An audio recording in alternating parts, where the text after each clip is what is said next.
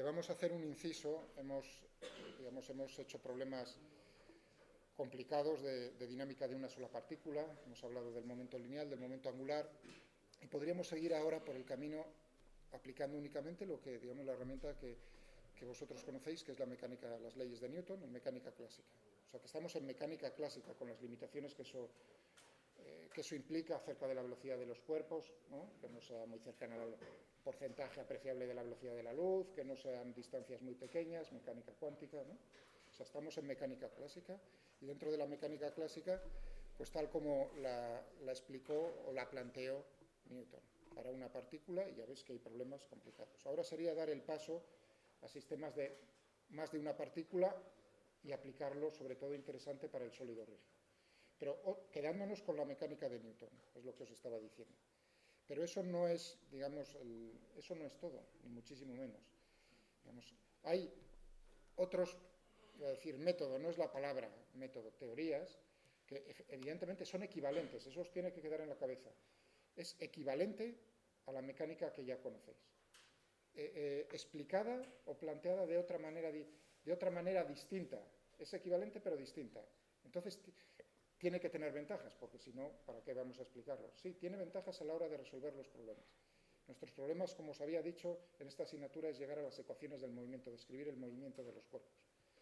Entonces, ¿cómo llegar a esa ecuación del movimiento? Puede ser, pues a veces, no sé qué os parecería el del aro giratorio, desde el punto de vista de un sistema de referencia no inercial, ¿no? Y, digamos, los conocimientos son los que se necesitan. Lo que pasa es que aplicarlos no es tan sencillo.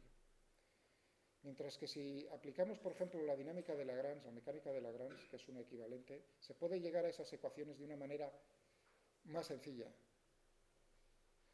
Entonces, en ese sentido, tiene ventajas. Por ejemplo, para que ya lo diga y no se me pase, centrándome en ese ejemplo, ¿no? En el del aro giratorio. Pues ahí teníamos fuerzas normales, ¿recordáis? Lo de la pregunta, ¿no? De la fuerza normal, ¿cómo era? Tenía su intríngulis. Bueno, y también recordáis que en el aula de informática lo que intentamos fue integrar la ecuación del movimiento, es decir, dar a mi pregunta, quiero saber la posición de la bolita después de 1,2 segundos. Teníais que escoger una de las ecuaciones. Teníamos, naturalmente, más de una ecuación, 3 ecuaciones. Una vectorial, que me daba 3 ecuaciones escalares. Pero realmente de esas 3, que todas me dan información, solo una era la que realmente me llevaba a cómo es la posición en función del tiempo, si la integraba, en la que me aparecía el ángulo, y en esa no me aparecía la fuerza normal, ¿lo recordáis? En las otras 2 componentes, y esa era la componente tangencial, en las otras 2 componentes, en una normal en el plano, al aro giratorio, y en la perpendicular a ese plano nos aparecían las fuerzas normales, nos aparecían también componentes de la fuerza centrífuga y de la fuerza de Coriolis. Pero en la componente tangencial, la fuerza normal, que es fijaos qué significa normal, la fuerza que ejerce el aro sobre la bolita, es la que hace, la que obliga a que la bolita siga esa trayectoria. ¿Entendido? Para mí, os dije, para mí la normal, esa fuerza que ejerce ese alambre, es todo lo grande que sea necesario. Sí, desde vuestro punto de vista de otra asignatura, nunca podrá llegar a ser infinito, es decir, romperá en algún momento, pero para mí, mi asignatura, yo no tengo ese límite. ¿Lo entendéis? Bueno, desde el punto de vista práctico, a lo mejor lo tengo que hacer de un acero especial, en vez de un acero barato, pero bueno, lo haré como se haga, de tal manera que sobre esa bolita se ejerza la fuerza normal por el alambre necesaria para que siga esa trayectoria, que era circular en un sistema de referencia giratorio. Visto desde fuera es una combinación de 2 giros. ¿Lo entendéis? Bien. Si también comenté, ¿hacía trabajo esa fuerza normal? No, fuerza normal es perpendicular, no realiza trabajo. O sea que cuando estábamos pensando en energías, por ejemplo, ahí ya no me aparecía. Si a mí lo que me interesa no es saber cómo es la fuerza esa, la restricción, constraint en inglés, la restricción, la fuerza que le obliga a que la partícula siga, o que el cuerpo siga, o que los cuerpos sigan una determinada trayectoria, si eso no es lo que a mí en primer lugar me interesa, sino lo que me interesa saber es cómo es la trayectoria, entonces el método este de la mecánica de Lagrange es mucho más adecuado. porque esas fuerzas no aparecen. Digamos que uno se lo liquida, entre comillas, se las liquida ya. Es un método en el cual ya explícitamente no te van a aparecer, lo cual simplifica. Uno dice, joder, pues que bien, en el otro caso tenía 3 ecuaciones y tenía esas incógnitas también. ¿Entendido? O sea, que tened claro, si la pregunta es cómo es la fuerza normal, como la que os hice yo, no iba a quedar más remedio que al final cogerse las leyes de Newton. Pero si la pregunta es cuál es la trayectoria, es decir, dónde se va a encontrar la bolita después de tantos segundos, uno puede seguir, o bien escoger una de las ecuaciones escalares de la segunda ley de Newton, o bien cogerse aquí las ecuaciones correspondientes a la dinámica, a la mecánica de Lagrange, que sería una sola, lo veréis. Para nuestro caso, en ese solo es una sola ecuación. Ya directamente solo nos plantearía una ecuación escalar, una. No tendría ni siquiera que escoger. ¿Entendéis? O sea, ya directamente me sale una. Ahí ya no hay dónde escoger. O sea, que uno tiene esa ventaja desde ese punto de vista. Vale. Estaba diciendo, bueno, pues es una evolución 100 años posterior, más o menos, para que tengáis una idea, siglo XVII, siglo XVIII. ¿Se ha quedado ahí la mecánica clásica? O sea, que todo esto, no. Y esta sí que no.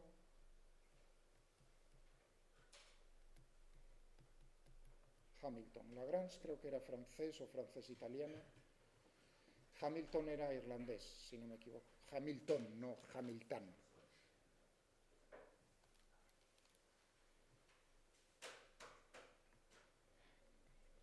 Mecánica de Hamilton. Aquí se va a hablar, para que os vayas sonando, de lagrangianos, y aquí se habla de hamiltonianos.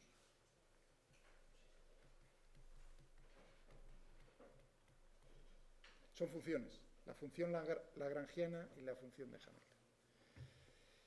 Nos vamos a quedar aquí, pero para que, fijaos, este es todavía un siglo posterior. O sea, digamos, siglo XIX, Hamilton. O sea, que no es una cosa que se haya quedado estática, ni muchísimo menos. Y la importancia es, Hamilton nos va, a lo mejor lo nombro un momento aquí en la mecánica de Lagrange, pero no por, digamos, por esto, sino porque es un principio, ahí viene es un momento de confusión, porque uno, cuando ha estudiado o cuando estudia física, ve mecánica de Newton, de Lagrange, de Hamilton, pero en la mecánica de Lagrange se habla de Hamilton no por, digamos, la evolución que hizo el posterior, sino por un principio de Hamilton. Es un poco así confuso en ese sentido. ¿Por qué tiene mucha importancia lo de la mecánica de Hamilton? Porque fue el paso a la mecánica cuántica, se utilizó, digamos, el paso. Lo que se habla en mecánica cuántica son de hamiltonianos. En la ecuación de Schrödinger lo que tenemos es el hamiltoniano. Es decir, fue el paso de la mecánica clásica, cómo se expresaba en la forma de Hamilton, a la ecuación de Schrödinger, que os suena, ¿no? Ese paso lo que se utiliza es, digamos, el equivalente cuántico a la mecánica de Hamilton. Con esa idea así para que os quede un poco. O sea, que es, fijaos si es importante que ha pervivido de alguna manera en lo que es la física moderna. Todo esto es por así decirlo, la mecánica clásica.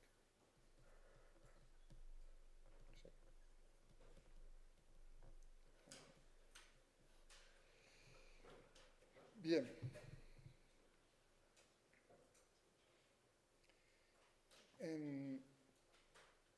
No voy a intentar hacer las menores demostraciones posibles. En todo caso, no serán una demostración al uso, sino a lo mejor cojo un ejemplo muy sencillo para que os deis cuenta de que la equivalencia de lo que hagamos en Lagrange nos va a llevar otra vez a las leyes de Newton puras y duras. Pero eso no es una demostración general, en todo caso. O sea, que mi intención con vosotros no es cargaros con la teoría, sino en lo posible llegar a las ecuaciones o plantearlas, explicarlas en lo que yo sepa lo mejor posible, a ver si las lográis entender, pero mi deseo no es demostrarlas que tienen una demostración a vuestro nivel también, pero sería perder mucho tiempo desde mi punto de vista para eso cuando el objetivo es hacer problemas con vosotros, por lo menos dejar planteado algún problema e intentar hacer algo. ¿De acuerdo? Bien, ¿en qué se basa todo la dinámica de Lagrange? se basa en lo que se conoce como el cálculo de variaciones. ¿Qué ejemplo se coge en cualquier libro de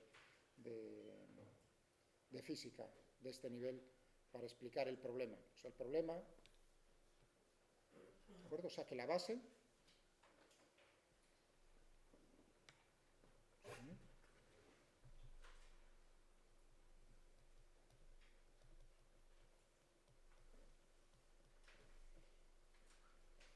va a ser el cálculo de variaciones, que es un principio matemático. Ejemplo. Muy sencillito. En principio parece sencillo, se puede complicar en todo lo que queráis. Sencillo. ¿Cuál es la distancia, digamos, cuál es la trayectoria que tiene que seguir un cuerpo entre dos puntos del espacio que tenga, digamos, recorra mínima distancia? Una línea recta, ¿no? O sea, ya sería la trayectoria correspondiente en el espacio.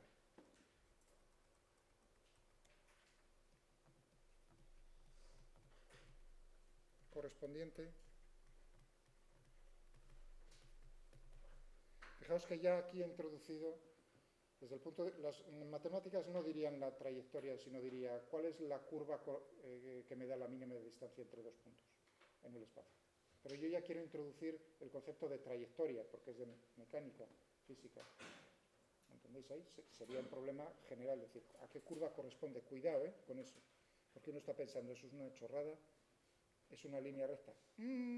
Sí, pero el problema se puede complicar un poco, un poquitín, en una esfera, ahora ya para los aeronáuticos y demás colegas.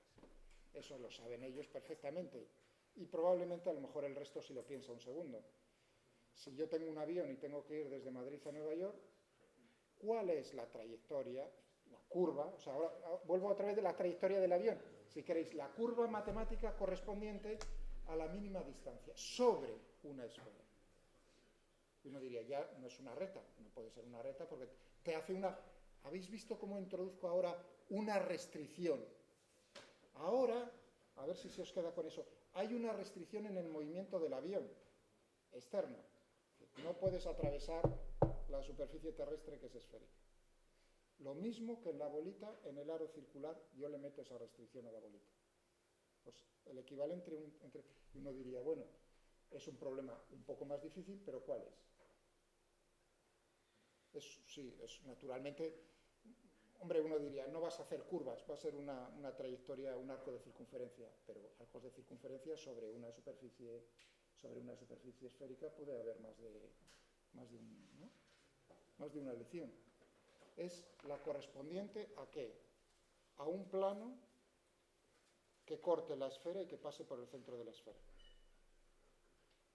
Fijaos lo que estoy diciendo, el resultado de eso, o sea, me estoy adelantando. Uno diría, fijaos que en el espacio en 3 dimensiones, demostrar que es como pedir la demostración de que la trayectoria tiene que ser una recta. Uno se quedaría así, ¿y cómo demuestro yo eso? Ahora os voy a dar una idea, matemáticamente. ¿Entendéis? Pero uno se queda un poco colgado en ese sentido de decir, ostras, ¿y ahora cómo busco yo una demostración elegante, matemática, general, de que me llegue a eso? Es decir, que al final de la demostración me tiene que salir la ecuación de una recta, su pendiente y su cosa correspondiente, ¿no? O sea, ese es el resultado de decir, pues hombre, yo lo veo, pero no es tan fácil. Bueno, ya veis que sobre una esfera tampoco sería un poco más difícil, pero el resultado, lo mismo que decir, es una recta, en ese caso, me tenéis que creer, ¿no? Es la curva correspondiente al corte entre dos superficies, la superficie de la esfera, naturalmente, y un plano, cualquier plano, no. Un plano que pase forzosamente por el centro de la Tierra.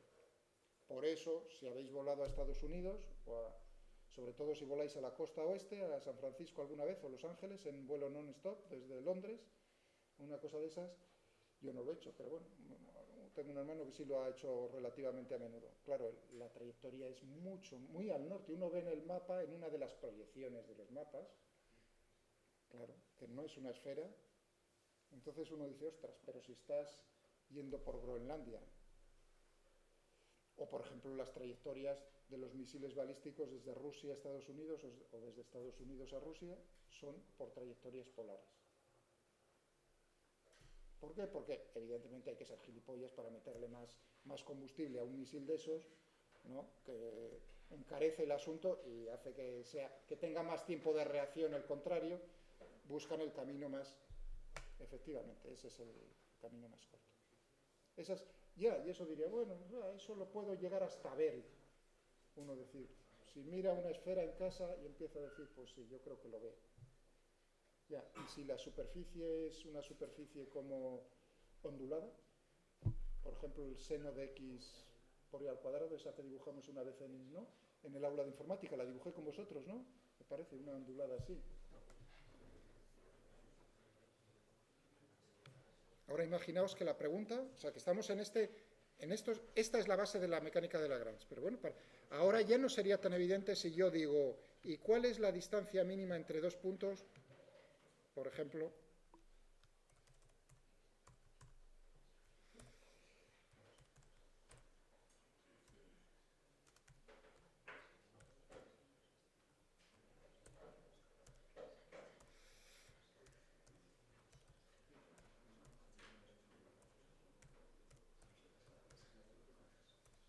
creo que me sale con esta ya suficientemente bonita. Una cosa con esa. ¿De acuerdo? Y ahora digo, entre un punto por aquí y un punto por allá. O sea, cualquier punto. Cualquier pareja de puntos, quiero decir, cualquier pareja de puntos.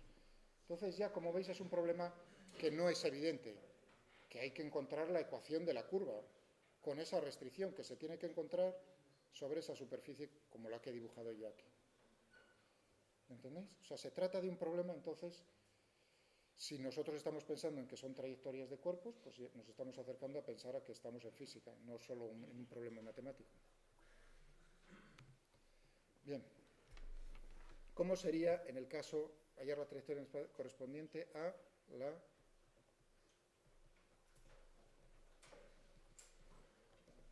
distancia recorrida entre dos puntos? ¿No? Es una recta hecha.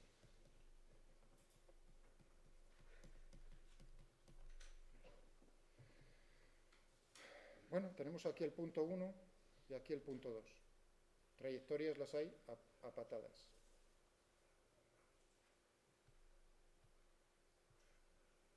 O sea que en esto se parece a lo de calcular el trabajo de una fuerza en una trayectoria, efectivamente. Bueno, ¿cómo tendríamos que hacer? Pues tendría que dividir esto en trocitos pequeños. ¿Y a cuánto corresponde, digamos, la distancia sobre una de las curvas?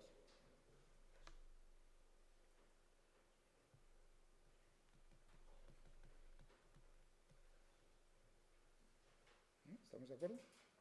Yo puedo sacar factor común, divido todo por diferencial de x.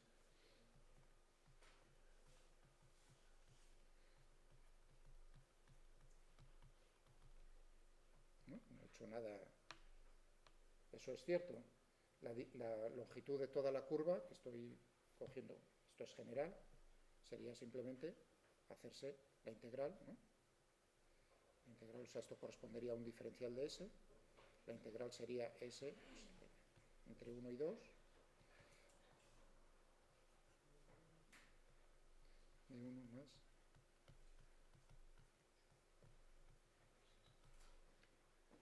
¿Estamos de acuerdo? Entonces el problema aquí es parecido al de, pero es un poco más difícil, al de en una función. Si tenemos nosotros una función igual a f de x, olvidaos un momento, ¿no? Y nos piden máximos, mínimos y puntos de inflexión, a eso se le llama puntos estacionarios, ¿no? Entonces, ¿qué es lo que debería hacer uno? La derivada de y con respecto a x, igualar a 0, y esto me da los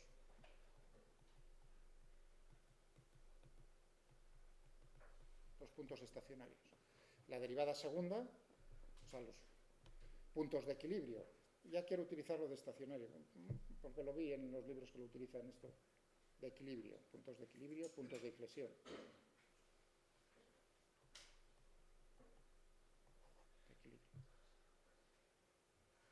Pero fijaos que aquí el problema es más difícil, porque hacer esto es una ecuación y lo que me da el resultado de resolver esa ecuación son los x sub i, para los cuales se cumple precisamente eso que son máximos, mínimos o puntos de inflexión. Para puntos. Pero aquí el problema es diferente. Aquí no buscamos puntos, aquí buscamos funciones. Funciones que maximizan, minimizan, que hacen estacionario esto. O sea que nuestro problema es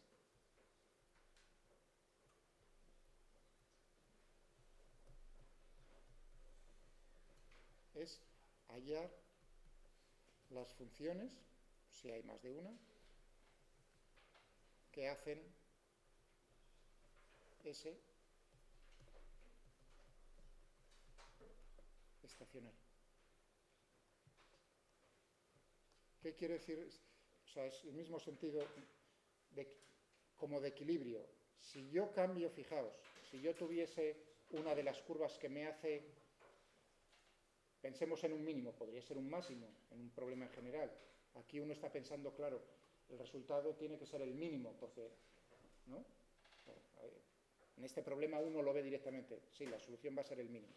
Entonces, si uno hace una variación pequeñita de esa trayectoria, ¿cuál es el resultado? Si la trayectoria original es precisamente la de mínima distancia, si el cambio es infinitesimal, digamos que es como hacer la primera derivada, eso va a ser igual a cero. O sea, para pequeños cambios infinitesimales en primer orden, el cambio en la distancia sería cero. En ese sentido se parece a lo de la función, ¿no? Derivada de y con respecto a x igual a cero. Pero el problema es precisamente hallar esto, y en función de x. O si lo queréis ver como una trayectoria, uno tendría que buscar, fijaos, esto sería la forma explícita. He utilizado, si os habéis dado cuenta y no he dicho ni pío, 2 dimensiones. Me permitís ese pequeño, ¿no? Si no tendría que estar la forma explícita en 2 dimensiones. ¿No? Con eso se hace más sencillo, se ve más fácil. Pero si esto lo podríamos buscar también en su forma paramétrica. La forma paramétrica pues sería en función de un parámetro. Voy a buscar, claro, qué nombre le voy a dar, ya que x de t e y de t. Porque en física, como hablamos del tiempo como parámetro, pero serían equivalentes, no habría ningún problema en eso. Bien.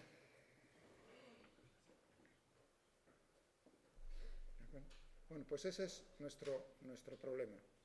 ¿Cómo se llega a la...? Bueno, eso se lo dejo a los de matemáticas. Simplemente es hacer una cosa, el camino que se abre es justo lo que he dicho. Si hago un pequeño cambio en eso, en toda la integral, es decir, tengo que derivar la integral, y luego tengo que hacer, así como una idea para que tengáis en la cabeza, lo que utilizo es integración por partes, pues me va a llegar a una ecuación, fijaos, a una ecuación diferencial. Esta ecuación que tenía aquí, está bien que lo veáis. Fijaos que tengo aquí 1 más la derivada de y con respecto a x elevado al cuadrado diferencial de x. Es decir, lo que tengo es, voy a utilizar primas, 1 para las derivadas, 1' al cuadrado diferencial de x.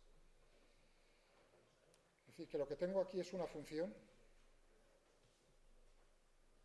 ¿no? Es una función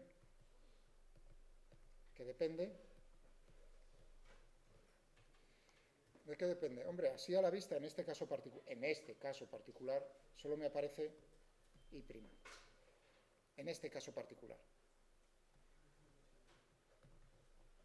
Pero habrá otros casos en los cuales me aparecería, fijaos, me aparecería una función, aquí la voy a llamar f, dentro, que sería de x y y'.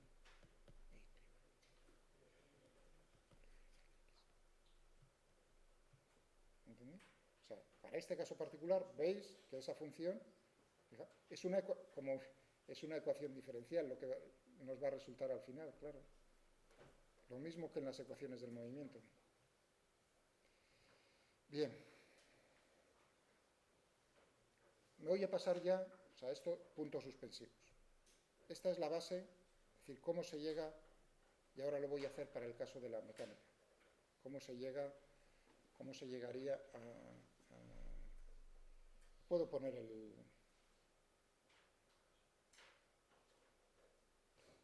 resultado. O sea, el resultado, puntos suspensivos, ¿no? El resultado es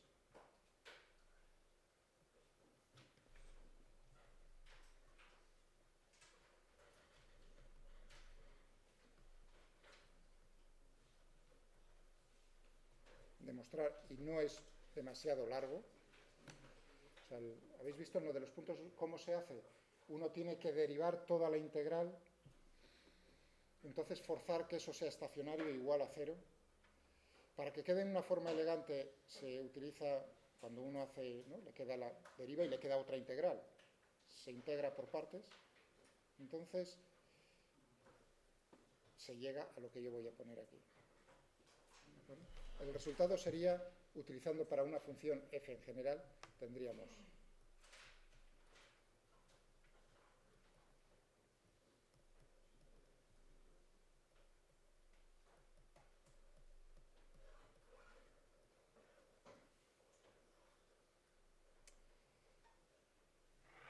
fijaos,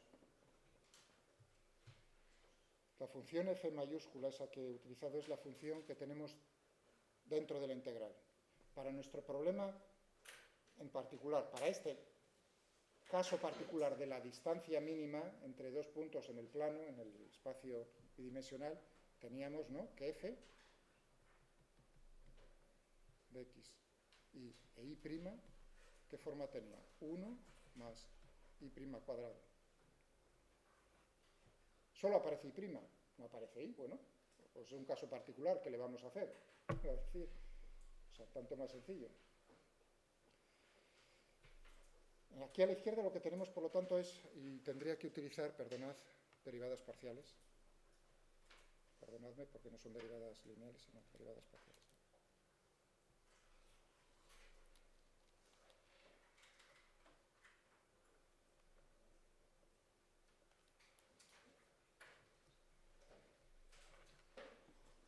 La derivada de esa función con respecto a y tiene que ser igual a la derivada con respecto a x de la derivada de esa función con respecto a y'. Siendo y', ya veis, la derivada de y con respecto a x. ¿Veis? Bueno, suena un poco, ya es un poco, ¿no? Ya no es... ¿Os parece muy complicado? Un poco, claro, es terreno nuevo. O sea, todo lo que empieza a ser nuevo no es... Aquí lo que hay que ver, por eso cojo este ejemplo que es el que... ¿Veis que ahí es... Yo me estoy fijando si esto es la derivada de y con respecto a x. Y aquí esto es una ecuación diferencial, o sea que el resultado de hacer esto me tiene que dar, en este caso, si esta es f, vale, y lo da.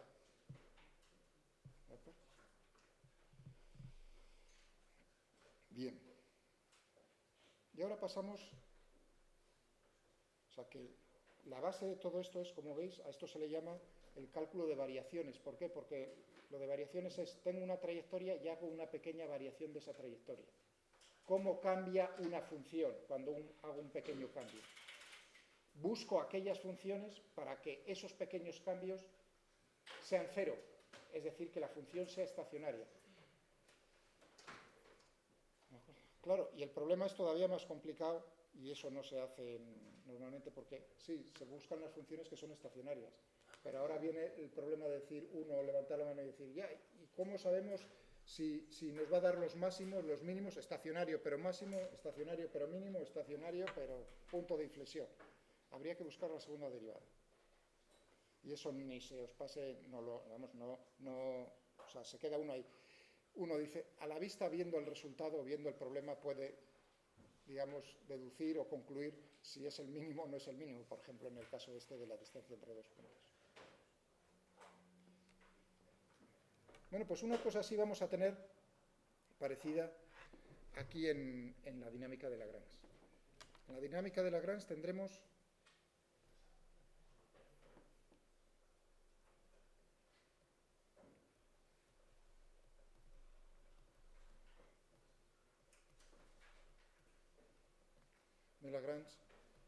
vamos a tener también una integral que se le llama la integral de acción.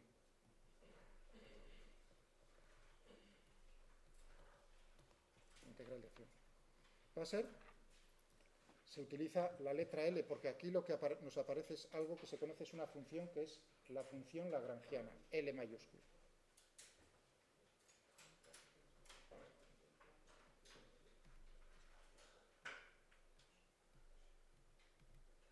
Lagrangiana de Lagrange.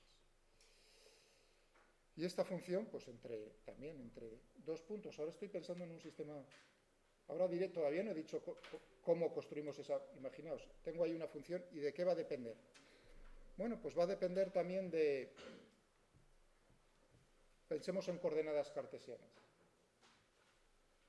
¿no? Tendríamos de x, de y, de x, de y, de x punto, siendo los puntos ahora son las derivadas con respecto al tiempo, y punto, y a lo mejor explícitamente con respecto al tiempo. Habéis visto que ahora he pegado un pequeño cambio. Antes, por eso dije, en este momento les voy a meter la cuña, es decir, tengo y en función de x, pero podría pensar en la ecuación en una forma paramétrica, y x en función de t, e y en función de t, en función de un parámetro. ¿De acuerdo? Bueno, pues aquí ya, digamos, fijaos, en el otro caso tenía x, y e y punto. Digamos, el papel de x anteriormente lo juega t, por así decirlo. ¿De acuerdo? El papel de y lo juegan dos, x e y. Y el papel de y punto lo juegan también dos, x punto, y punto. Eso os estoy poniendo suponiendo que sea una partícula, para que lo tengáis. Digamos, una partícula que tendrá en el plano coordenada x, coordenada y, su trayectoria depende del tiempo, las derivadas x punto e y punto. Si no, tendría que coger otra más, z y z punto, si estoy en tres dimensiones. Bueno, pues el principio de Hamilton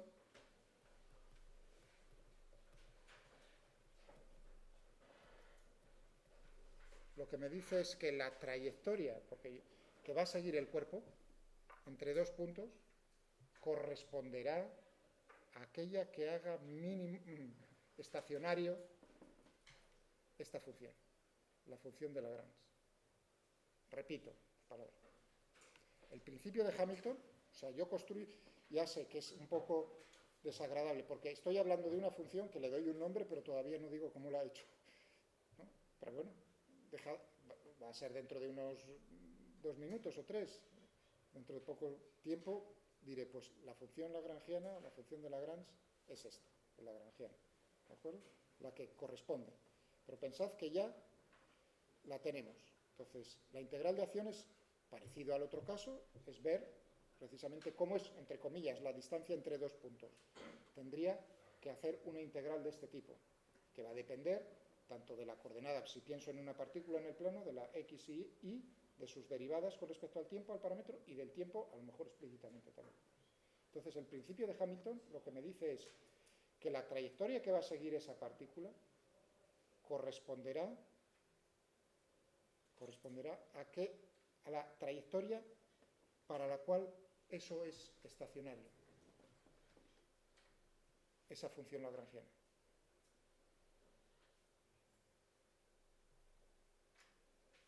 Bueno, perdón, para que haga estacionario la integral de acción. Vuelvo a repetir. El principio de Hamilton lo que me dice es que la trayectoria real que va a seguir nuestro cuerpo corresponderá a aquella que haga la integral de acción estacionaria.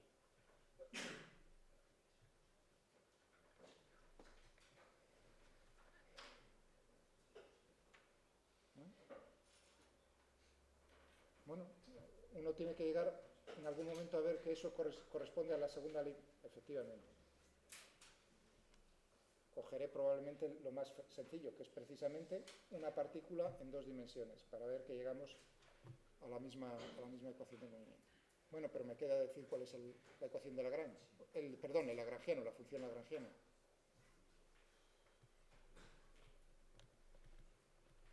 El lagrangiano L.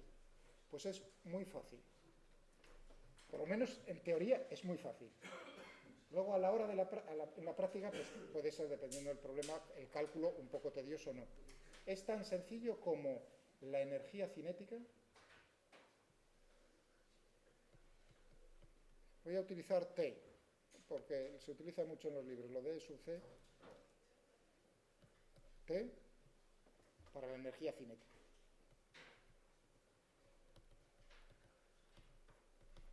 Menos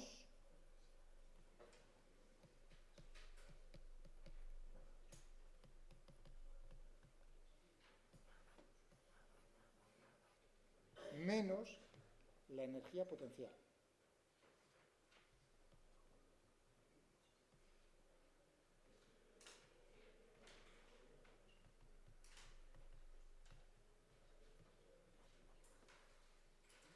Cuidado, porque claro, uno ahí es donde viene, anda, ya estáis pensando, claro, ¿es la energía mecánica?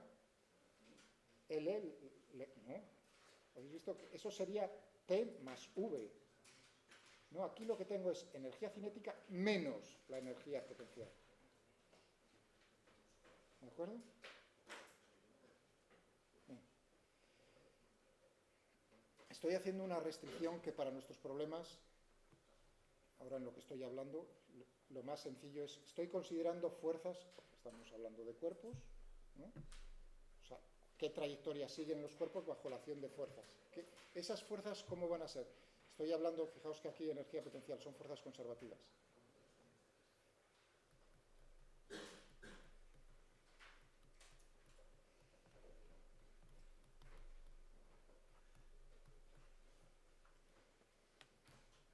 Y uno pensaría decir, bueno, por ejemplo, en el caso del aro circular, la bola en el aro circular giratorio, sí tengo la gravedad, vale, efectivamente, pero luego tienes por ahí otras fuerzas, tienes las fuerzas normales. Y esas fuerzas, llamarlas conservativas, pues no, nadie diría eso es una fuerza conservativa. Sí, pero realizan trabajo. No, por lo tanto no me molestan a la hora de construir esto. Es decir, las restricciones que tiene al movimiento mi cuerpo, mis cuerpos, a través de fuerzas, esas, digamos, aquí no me estropean nada si no son conservativas porque su trabajo es nulo. Va a ser siempre perpendicular a la trayectoria que siga mi cuerpo. Por ejemplo, la mano sobre la mesa. La normal siempre va a ser perpendicular. Por lo tanto, su trabajo siempre va a ser nulo. Puede que haya una fuerza o 20 como esas. Me da igual las que haya, porque esas, digamos, al final, lo único que me interesa son las fuerzas conservativas. Y uno dirá, entonces no se puede aplicar esta teoría, ya que estamos aquí en para, digamos, cuando tengamos, por ejemplo, la fuerza de rozamiento sobre la mesa, es decir, la mano, es decir, por ejemplo, el problema de la bolita en el aro circular giratorio, si encima le meto una fuerza de rozamiento. Dice, entonces en ese caso sí, también se puede aplicar. Lo que pasa es que hay que, digamos, complicarlo un poco más.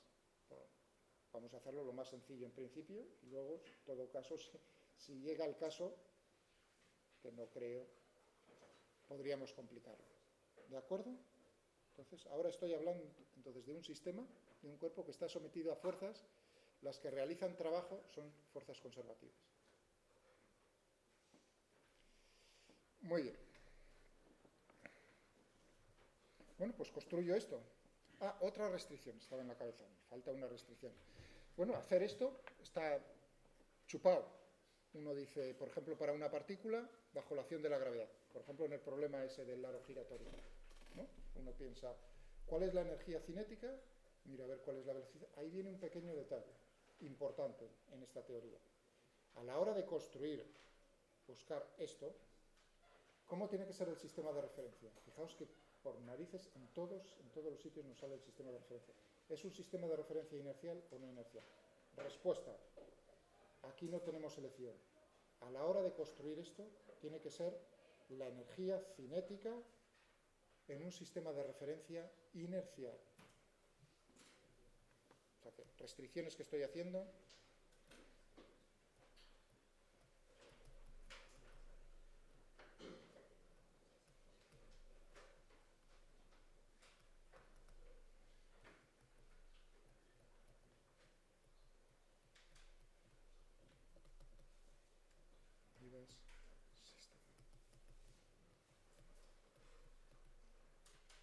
Aquí uno diría, a lo mejor eso me limita mucho, por ejemplo, con respecto a ese problema de decir, no os preocupéis, ya veréis como lo único que tenemos que tener cuidado es a la hora de escribir el lagrangiano. O sea, la energía cinética menos la energía potencial total del cuerpo, del sistema de cuerpos, lo tenemos que calcular, sobre todo estoy pensando naturalmente en la energía cinética, estoy pensando. Tiene que ser, la tenéis que calcular en un sistema de referencia inercial. ¿Vale? Muy bien. Pues ya tenemos ya está definida la función. Que tengo una partícula, sencillo. Que tengo 20, también hago el lagrangiano. Tendré que ver entonces cómo es la energía cinética de cada una de ellas, la energía potencial de cada una de ellas, sumarlo para todos los términos correspondientes y ya lo tengo. Tengo la integral de acción, ya la tengo. En ese caso, fijaos, para dos partículas tendría que el lagrangiano dependería en general en el plano de x1, x2, y1, y2, x.1, x.2, y punto 1, y punto 2, y el tiempo. Eso en general, en general. O sea, puede salir muy largo, pero no os preocupéis que en los problemas lo que pasa es justo al contrario, que sale muy corto el asunto. Sale relativamente corto. Bien, y ahora ya llegamos al asunto. Si yo aplico el principio de Hamilton a esto, entonces, qué ecuaciones, qué ecuaciones hacen estacionario la integral de acción? En ese caso, a ver cómo era la derivada de f con respecto vamos a ver cómo tendríamos aquí. Y yo voy a llamarlo, en vez de llamar lo voy a poner en forma general, en vez de utilizar x6, ¿no? Voy a utilizar otra letra. Ahora, pueden ser coordenadas cartesianas, pero a lo mejor pueden ser de otro tipo. Es decir, que puedo tener Q1, Q2, Qn, Q.1, Q.2, Q.n y el tiempo. A estas coordenadas, sí, las escribo como Qs, y en todos los libros que veáis utilizan Qs.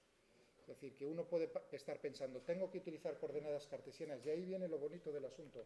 En absoluto. Alguna ventaja tiene que tener, aparte de la que ya he dejado caer acerca de que nos va a salir más sencillo el sistema, la ecuación del movimiento. Una de las ventajas enormes de utilizar la mecánica de Lagrange, a diferencia es que puede utilizar cualquier tipo de coordenadas. No tienen por qué ser cartesianas. Incluso esas coordenadas, fijaos ahora, no tienen por qué corresponder a un sistema de referencia inercial.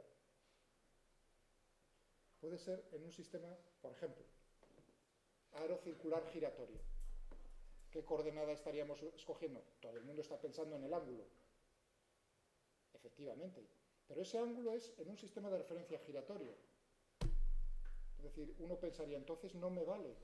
Sí me vale. Lo único que tengo que tener cuidado es, a la hora de calcular la energía cinética, claro, movimiento relativo, ver si yo utilizo esas coordenadas, de que al final tenga la energía cinética en un sistema de referencia visto desde fuera del aro giratorio.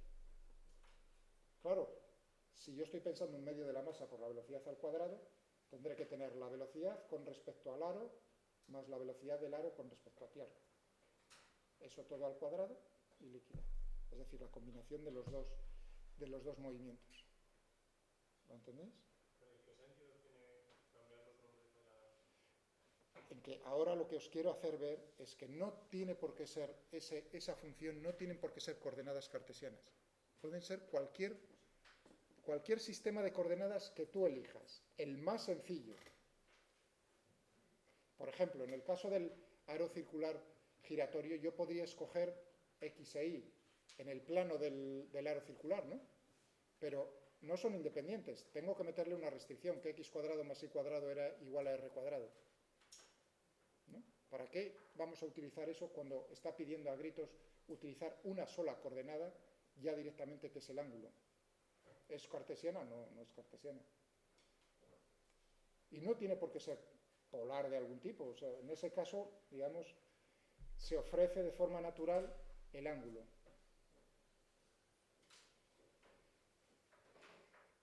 Lo que quiero decir es que, mientras que las leyes de Newton nos aparecen de forma natural en coordenadas cartesianas, en la mecánica de Lagrange tenemos cualquier tipo de coordenadas a nuestra disposición. Ahí viene el arte, escoger las mejores. Bueno, un problema. Voy a dejar así uno que quiero discutir en algún momento. Un problema también clásico, el doble péndulo. Que por cierto también es en modos normales de oscilación. Pero no por, vamos a ver, no por los modos normales, que me va a aparecer ahí, sino, digamos, como un problema puñetero, sencillo, a más no poder, porque si hay algo sencillo es el péndulo. Entonces uno dice, un doble péndulo no puede ser tan complicado. Yo no apostaría. Dos masas puntuales. Las cuerdas o las barras son inextensibles, cuerdas inextensibles de masa despreciable. Este problema se puede ver también si tienen masa la barra, también. Cuando pasemos y hablemos del sólido rígido, entonces, si yo meto la barra, acordaos de este momento, por si las moscas. Es exactamente lo mismo, simplemente que tendremos que tener en cuenta energía cinética de rotación de la barra alrededor de un eje, de la otra barra alrededor de otro eje, pero el planteamiento vuelve a ser otra vez lo mismo, es exactamente lo mismo. Coger las ecuaciones de Lagrange, las ecuaciones que nos van a salir ahora, y trabajar con ellas. Pero bueno, ahora estaba poniendo, ¿qué coordenadas están a gritos pidiéndose utilizar en este problema? Sí, podría decir uno, x1, x para la partícula 1 y 2, x1, y1, x2 e y2. Pero yo sé que x1 cuadrado más y1 cuadrado es igual, por ejemplo, a L1, no tiene por qué ser la misma longitud, ¿no? Y L2. Mientras que la restricción, ahora ya veis, para la 1 está chupada la restricción, ponerla, ¿no? Pero para la 2, ahí ya uno ve que la cosa se complica y también tiene una restricción el movimiento de 2. ¿Cuántos creéis? Y ahora viene y dejo caer otra de manera natural. ¿Cuántos grados de libertad en este movimiento creéis que tiene el cacharro este?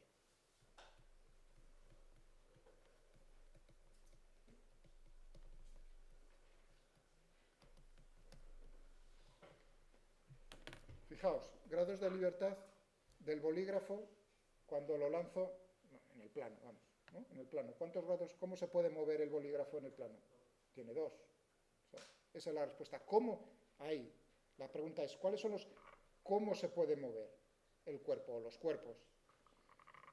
En 3 dimensiones, 3 grados de libertad. Para 2, ahora pensemos en átomos. Para 2 átomos tendremos 6. Para 3 átomos, o sea, múltiplos de 3. ¿Lo veis? Para 10 elevado a 23 átomos, 3 por 10 elevado a 23. Si es un sólido rígido, ahí hay restricciones masivas, que es, claro, la distancia relativa entre ellos no puede cambiar.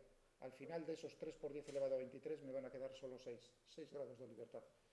Que todo el mundo está, fijaos que todo el mundo está viendo, por ejemplo, en este bolígrafo que es un sólido rígido. ¿Cómo se puede mover? Pues si yo me fijo en un punto, me da igual cualquiera de ellos, es cómo se está moviendo el extremo del bolígrafo. 3, estoy en el espacio. Y luego me fijo en giros con respecto a ese punto. 3 ángulos diferentes. Efectivamente. Tenemos 6. Fijaos, para 10 elevado a 23, 3 por 10 elevado a 23, átomos, moléculas, lo que tenga aquí en este cacharro, de ese orden de magnitud, o sea, un huevo de ellas, un montón, ¿no? Grados de libertad, ¿cómo se puede mover el sistema? Ahora, el del aro giratorio, ¿cómo se puede medir? ¿Cuántos grados de libertad tiene esa bolita en el aro? Yo diría, solo una. Con una yo determino cuál es su posición, porque fijaos que el giro viene forzado por fuera. No es un giro libre del eje, sino que eso es un dato del enunciado. Solo una forma de moverse, solo un grado de libertad. En este caso, todo el mundo yo creo que está viendo 2, intuitivamente. O sea que la intuición, el hacer problemas, te lleva a decir, claro, ángulo, y uno está pensando en este problema. Efectivamente, si yo tengo este ángulo, θ1, con respecto a la vertical, y el ángulo θ2 con respecto a la vertical, tengo todo de ese cacharro. Sé cuál es viene determinada la posición de cualquiera de las dos masas de mi sistema, que son 2 masas. Porque el E1 y el E2 son fijos. ¿Os dais cuenta? Por lo tanto, los grados de libertad corresponden es cómo se puede mover mi sistema. Mi cuerpo, ahora ya veis, de una partícula tengo que estar hablando de una o de varias. Para un péndulo sería simplemente un ángulo, para un péndulo en el plano. Un ángulo para 2, para el péndulo doble. Amigo, y ahora agarrad las ecuaciones, si uno quiere, y no tenéis examen mañana, sería cuestión de decir, bueno, pues voy a ver cómo saldría la segunda ley de Newton aplicado a este trasto. Bueno, ya veréis cómo no es tan agradable. No es tan agradable. Para una cosa tan sencilla. Bien, entonces a la pregunta por ahí detrás de vuestro compañero, de Joao, es decir, ¿por qué utilizas ahora otro nombre? Bueno, pues por la razón sencilla de que en este caso yo voy a poder utilizar, por ejemplo, θ1. En este caso sería θ1, θ2, θ.1, θ.2 y como mucho el tiempo, explícitamente. Muchas veces no nos aparecerá el tiempo explícito. ¿De acuerdo? Puedo utilizar, esa es la gran ventaja, cualquier tipo de coordenadas que se llaman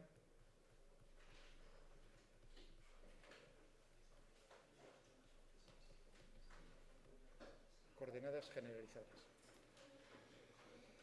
Bien, pero todavía no he puesto las ecuaciones.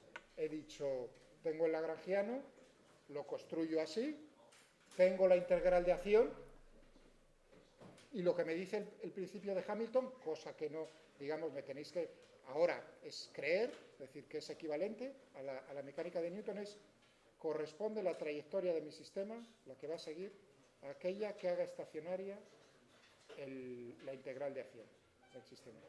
Bueno, eso implica que tendré para cada uno, fijaos, los grados de libertad, 1, 2, aquí tenía n grados de libertad cuando ponía L, Q1, Q2, Qn, Q.1, Q.2, Q.n, y el tiempo. Lo que estoy diciendo es que tengo n grados de libertad. Ahí las cosas todavía pueden ser más complicadas. Ahora simplemente decir, tengo n grados de libertad, son n coordenadas generalizadas. Ángulos, lo que me salga de las narices, distancias, lo que sea. ¿De acuerdo? Otra cosa es que siempre sea posible eso. Y hay casos muy sencillos en los que se demuestran que eso no es, son sistemas, o sea, ahí empieza cómo se distinguen un sistema mecánico de otro sistema mecánico. Para vosotros siempre vamos a tener eso, conmigo, pero puede ser más complicado, ¿sabéis? Es decir, no siempre el número de grados de libertad del sistema se va a corresponder con las coordenadas, el número de coordenadas generalizadas, para poder determinar las posiciones del sistema. Cuando eso, digamos, cuando nos ocurre lo más fácil, el sistema se llama holónomo. Lo tenemos por aquí. ¿Dónde tenía yo? Así.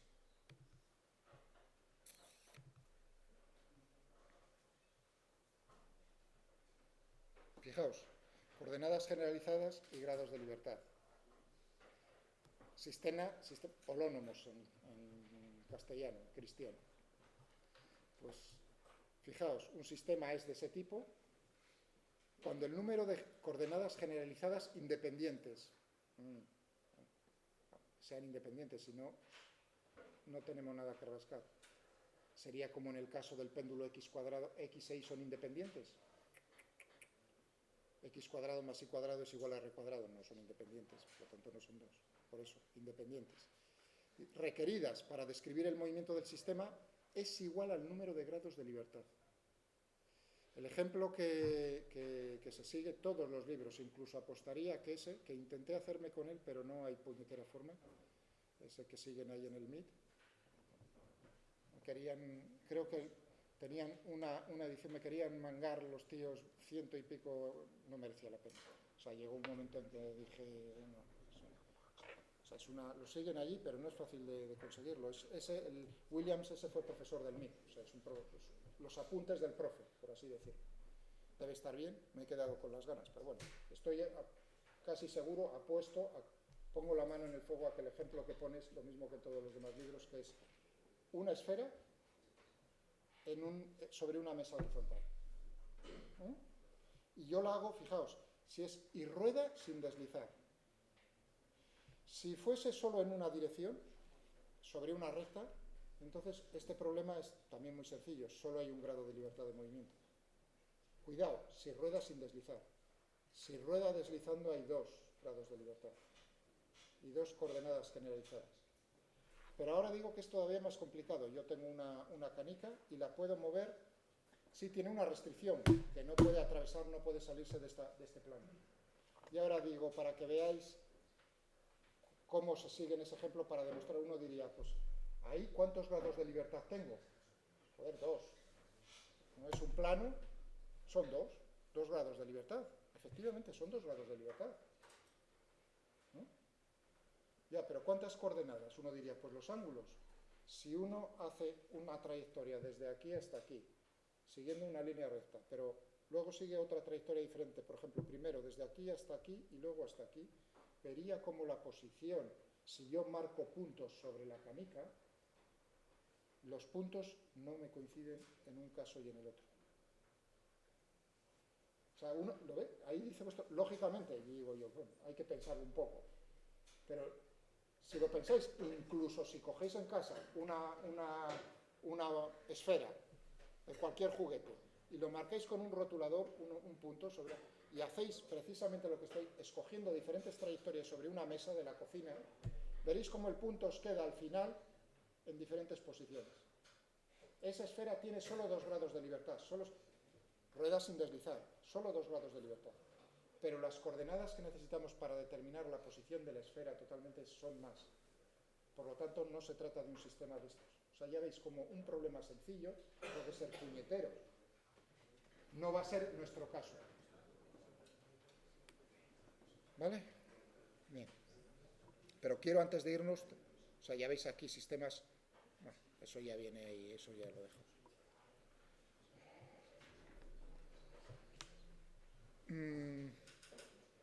¿Cuáles serían entonces? La integral de acción tiene que ser estacionaria. Entonces, ¿qué tendríamos que tener? Se tiene que cumplir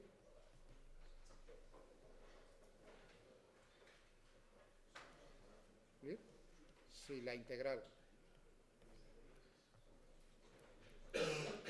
de acción debe ser, o sea, el principio de Hamilton, pues uno dice, para cada una de las coordenadas yo tenía la derivada de la función, ahora en vez de f mayúscula utilizo L, ¿no? Con respecto, en vez de x, hoy utilizo q sub i, para una de ellas, menos la derivada con respecto al tiempo de la derivada parcial de L con respecto a q.i es igual a 0. Podéis poner, si queréis, en vez del menos, ponerlo a la derecha como igual, ¿no? La derivada parcial del lagrangiano con respecto a la coordenada q tiene que ser igual a la derivada temporal de la derivada parcial del lagrangiano con respecto a la Q punto. Q punto son, para que quede bien claro, Q punto de I es la derivada de Q sub I con respecto al tiempo.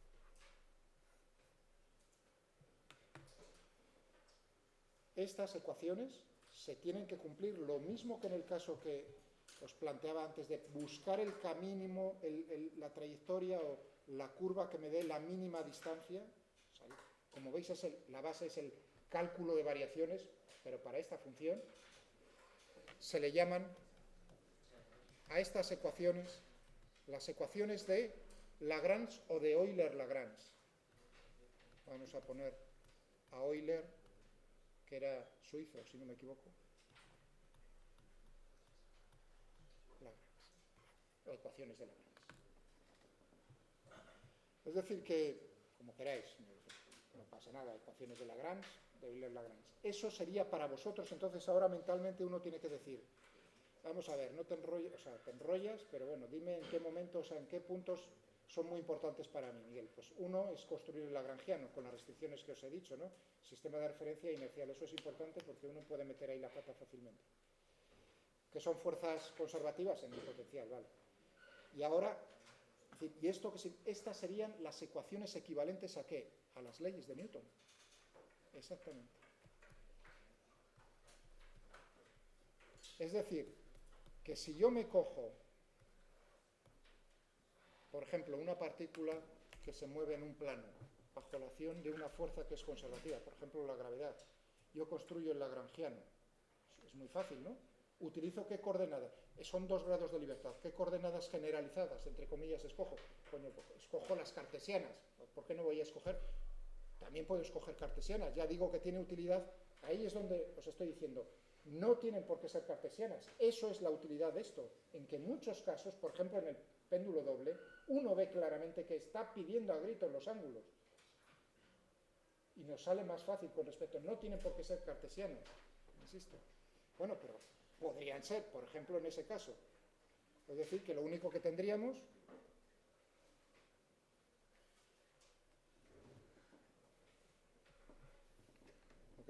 sería, ¿no?, una partícula, sigue una trayectoria, tiene coordenadas X e Y. ¿De acuerdo? ¿Cuál es la energía cinética? Un medio de su masa. Estamos en un sistema de referencia inercial, ¿eh? Por supuesto. Pues si no, no hay puñetera inercia. ¿Qué tendríamos aquí? Vx al cuadrado más vi al cuadrado, v, ¿no? Al cuadrado. Pues v al cuadrado. Bueno, y esto, en función de qué es Vx, x punto, vi, la coordenada con respecto a y, es y punto, ¿no? V, pues recuerdo que es la derivada de r con respecto al tiempo, por lo tanto, Vx es la derivada de x con respecto al tiempo, y vi, la derivada de la componente y con respecto al tiempo. No tienen... Es decir, que aquí lo que tendría es un medio de m, x punto, para que lo tengáis así, con esa notación, y punto al cuadrado. Sin más, no tiene mayor asunto, ¿no? Vale, y ahora, ¿cómo sería v? Bueno, pues v, fijaos que tiene que ser, si tengo un potencial, ¿de qué puede depender? De la posición. Es decir, que dependerá de x y de y. No tengo, uno podría decir, hombre, cógete la gravedad, pero no tendría por qué. Digo, lo quiero hacer lo más general posible. En función de, ¿no?, un potencial es de la posición, no puede ser de la velocidad. Eso no puede ser. Tiene que ser de la posición. Tendríamos ya el lagrangiano. Un medio de la masa. X punto al cuadrado más y punto al cuadrado. Menos v de x y de y. Y ahora cojámonos, ¿no? O sea, no tiene mayor...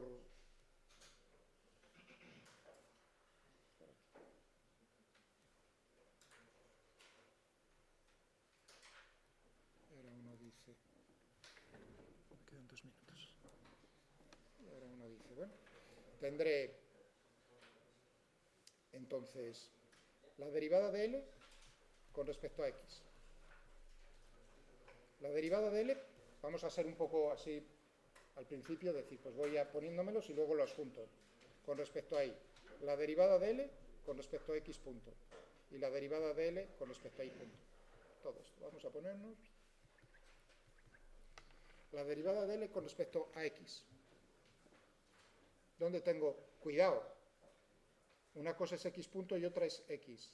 Es decir, tendría aquí menos la derivada parcial de V con respecto a X. No me aparece en ningún otro sitio X, ¿no? Aquí menos la derivada parcial de V con respecto a Y. Aquí la derivada parcial con respecto a X punto. Tengo un medio de la masa 2X punto. Es decir, sí, con respecto a X punto. Y luego aquí un medio de M, 2 y punto. Es decir, el 2 y el 2 se me va, 2 y el 2 se me va, M, X punto, M y punto.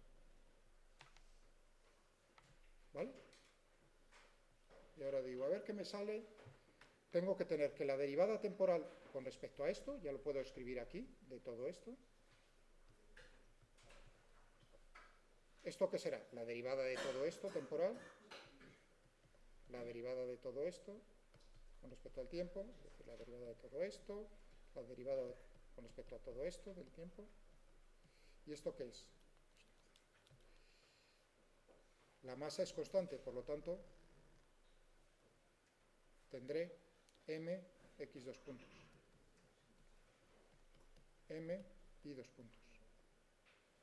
Ahí ya empieza uno a decir, ostras, aquí me aparecen ya las aceleraciones en coordenadas cartesianas. Si vamos, y aplico ahora, digo, ya tengo todos los términos, se tiene que cumplir que este tiene que ser igual a este y este igual a este otro. Vamos a ver si eso es así. Y con esto lo dejo y nos vamos todos. Vamos a ver si eso es así, por algún casual. O nos sale alguna cosa rara. Yo digo, mx dos puntos. Las ecuaciones de Euler-Lagrange me dicen que mx dos puntos tiene que ser igual a menos la derivada de v con respecto a x. Y m y dos puntos igual a menos la derivada de la energía potencial con respecto a y. Pero ¿qué es menos? Aquí, ¿qué es lo que tengo? Menos el gradiente. Por lo tanto, esto es de la fuerza. F en este caso es la fuerza conservativa.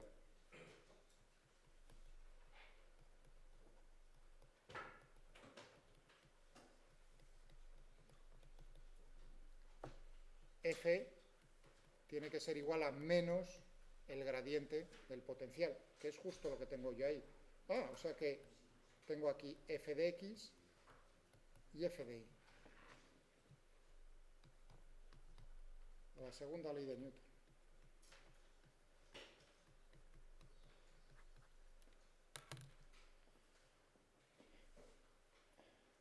La fuerza, en este caso solo estoy considerando una fuerza, que es conservativa, fuerza es igual a la masa por la aceleración.